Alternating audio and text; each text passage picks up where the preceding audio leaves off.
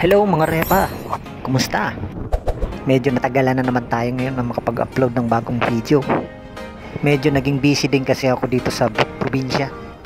Alam nyo na mga idol, kailangan nating magtrabaho para sa ating pamilya. Hindi rin kasi biro ang manirahan dito sa probinsya mga idol. Talagang kapag hindi ka gumawa at hindi ka kumilos, wala rin talagang mangyayari sa'yo. Kailangan talaga maging masipag at matuto kang magsumikap. Kaya ngayon ang ginagawa ko mga idol, kahit na maliit ang kita, at least kasama natin ang ating pamilya, ang buong pamilya. Hindi rin naman madali dito sa probinsya mga idol, pero kailangan lang ay matyaga ka. Kailangan din naman makontento ka rin kung ano yung dumating sa'yo, kung ano yung nariyan, pagtyagaan mo na. Ganun talaga mga idol. Hindi man tayo pinanganak na mayaman, okay lang yan. Talagang ganyan lang ang buhay. Matuto lang tayong tumanggap at tanggapin kung ano yung ating nakayanan.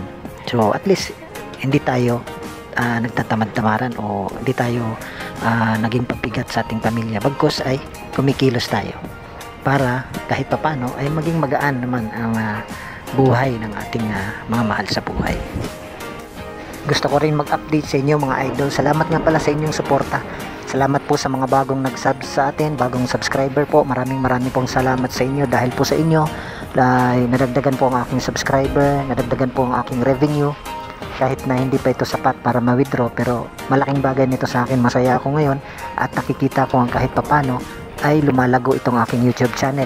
Baka sakali na sa mga susunod na panahon ay makapag-withdraw na tayo ng kita dito sa YouTube. So maraming salamat talaga sa suporta nyo mga idol. Hindi ko talaga kayo mga kalimutan yung lalo na po itong mga nagdaang linggo po sa mga huli ko pong na-upload na malaki po ang views. Talaga pong nagpapasalamat po ako at malaking tulong po sa akin yung mga huling video na na-upload ko, yung tungkol po sa kay RJ Gonzaga.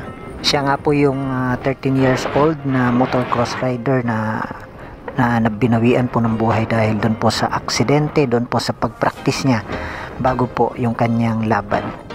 At ako po ay naniniwala na sa mga sandali pong ito ay nasa piling na siya ng ating lumikha. So napakabuting bata, masikap at masunurin sa kanyang magulang. So talagang malaking bagay po sa akin ang